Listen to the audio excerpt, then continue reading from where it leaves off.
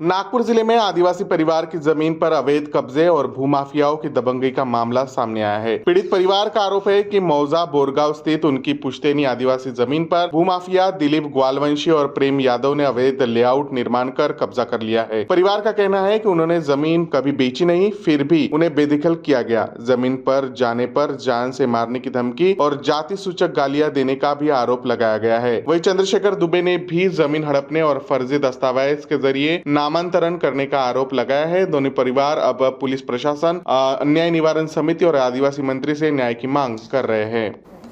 नमस्कार, माझं नाव राम सोळंके। मी भूमाफिया दिलीप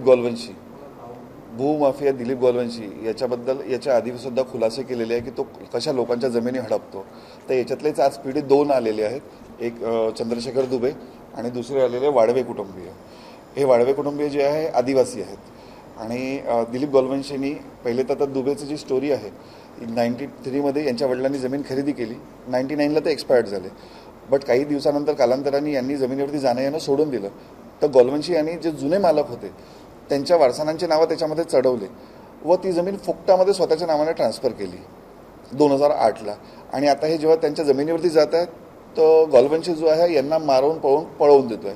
आता यांना यांची जमीन वापस भेटत नाही आहे, तर त्यासाठी यांनी कळमेश्वर पोलीस स्टेशनला FIR दर्ज केली, पण तिथे सुद्धा दर्ज झाली जी FIR आहे ती फक्त 420 आणि 34 याच्यावरती दिलीप ग्वालवंशीवरती आतापर्यंत 37-38 केसेस दाखल झालेले आहेत। याच्यावरती प्रशासन बिलकुल सुस्त आहेत।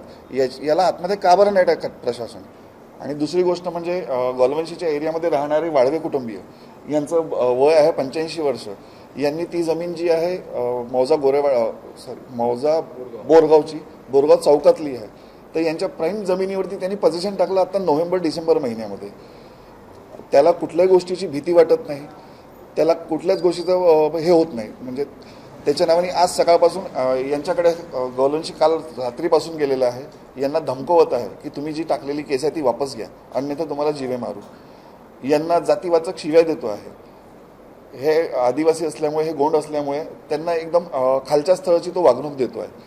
आणि कालपासून हे दोघं जण आजोबा आणि पुतण्या घर सोडून पळून गेलेले आहेत आणि सकाळी 8 वाजतापासून हे गेट टुगेदर पोलीस स्टेशनला बसले आहे, पण आतापर्यंत त्यांची FIR दर्ज नाही झालेली आहे। याच्यामध्ये सरासरी तर सगळं क्लिअर कटच दिसत आहे की शासन त्याला सपोर्ट करत आहे, कारण की तो गुंड क्रिमिनल असल्यामुळे त्याला सगळेजण भितात। आणि त्यामुळेच यांच्यासारखी आता यांची जी जमीन आहे ही आजही यांच्या नावाने आहे सातबाऱ्यावरती, पण पोझिशन पाहिलं तर ग्वालवंशी आणि अदर काही लोकांचं पक्षाचा सपोर्ट म्हणजे तर त्यांच्या घरीच BJP पण आहे, BJPचं पण आहे, काँग्रेसवाले पण आहे, राष्ट्रवादी सुद्धा आहे, शिवसेना सुद्धा आहे।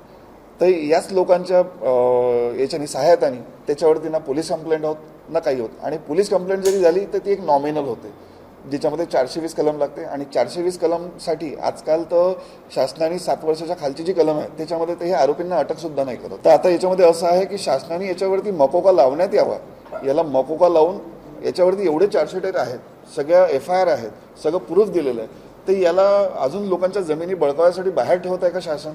आमचं म्हणणं हेच आहे, याच्यावरती कारवाई का बरं नाही होत? याच्यावरती याला आतमध्ये का बरं नाही टाकल्या जात?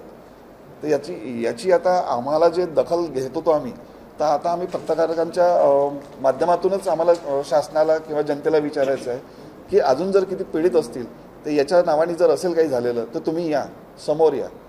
आता तशी माझ्याजवळ अजून आता 6 ते 7 जण आलेले आहे। आम्ही उद्याही प्रेस कॉन्फरन्स घेतो आहे, तेच दिलीप ग्वालवंशीची, अदर पीडित आहेत, अजून 2-3 दिवस कंटिन्यू चालणारच आहे।